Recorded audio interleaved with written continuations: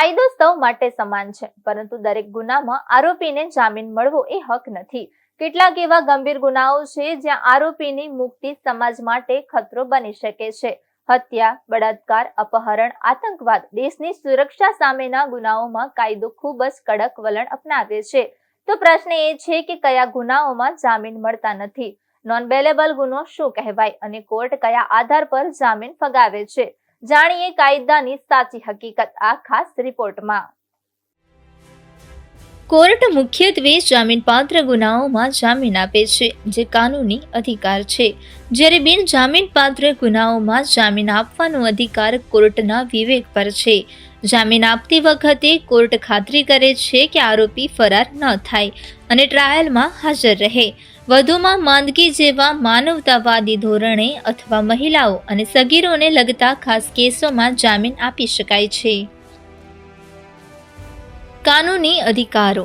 જામીનપાત્ર ગુનાઓમાં આરોપીને જામીન મેળવવાનો કાનૂની અધિકાર છે, સિવાય કે એવું માનવાના પૂરતા કારણો હોય કે તેણે ગુનો કર્યો નથી અથવા જો વધુ તપાસની જરૂર હોય. પોલીસ દ્વારા મુક્તિ. આવા કિસ્સાઓમાં પોલીસ અધિકારીઓ પણ આરોપીને જામીન આપી શકે છે. બિન જામીનપાત્ર ગુનાઓ ગંભીર ગુનાઓ છે જેના માટે જામીન આપમેળે મંજૂર થતા નથી અને કોર્ટ નક્કી કરે છે કે જામીન આપવા કે નહીં. આ ગુનાઓમાં સામાન્ય રીતે હત્યા, બળાત્કાર, લૂંટ, અપહરણ અને ગંભીર છેતરપિંડી જેવા ગુનાઓનો સમાવેશ થાય છે. જામીન મેળવવા માટે આરોપીએ કોર્ટમાં અરજી કરવી પડશે અને ન્યાયાધીશે કે કેસના તથ્યોના આધારે જામીન આપવા કે નહીં તે નક્કી કરવું પડશે.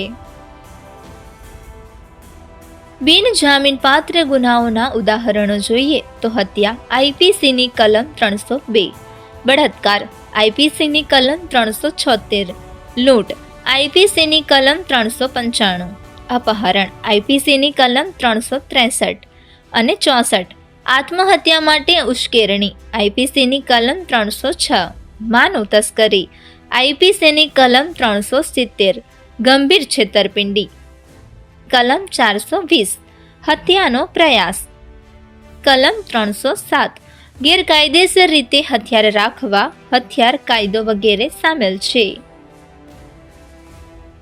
જામીનની પ્રક્રિયા શું હોય છે? તો બિનજામીનપાત્ર ગુના માટે જામીન મેળવવો એક વિશેષાધિકારી છે, અધિકાર નથી. જામીન માટે અરજી મેજિસ્ટ્રેટ અથવા સેશન્સ કોર્ટમાં કરવામાં આવે છે.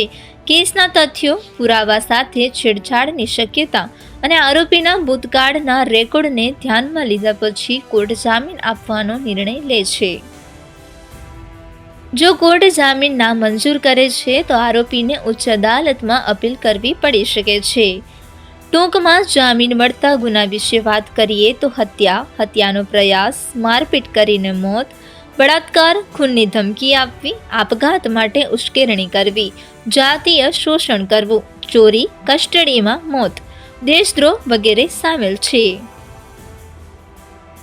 જામીન ન મળતા ગુનાઓમાં જામીન આપવા કે નહીં તે અંગેનો નિર્ણય માત્ર કોર્ટ જ લે છે. જો આરોપી પર લગાવવામાં આવેલા ગુનાની સજા 3 વર્ષથી વધારે હોય તો એ ગુનો નોન બેલેબલ હોઈ શકે છે. તો સ્પષ્ટ છે કે જામીન કોઈ દયા નથી, તે કાયદાની પ્રક્રિયા છે. જ્યારે ગુનો ગંભીર હોય, જ્યારે સમાજની સુરક્ષા જોખમમાં હોય, ત્યારે કાયદો કડક બની જાય છે અને કોર્ટ જામીન આપવા પહેલા 100 વાર વિચાર કરે છે. આરોપી નિર્દોષ સાબિત થાય ત્યાં સુધી તેને કાનૂની હક છે, પરંતુ કાયદો એટલો જ સ્પષ્ટ છે કે સમાજની સુરક્ષા સર્વોપરી છે. કાયદાની આવી જ સાચી અને જરૂરી જાણકારી માટે અમારી સાથે જોડાયેલા રહો. સાચી માહિતી સાથે ફરી મળીશું. નમસ્કાર.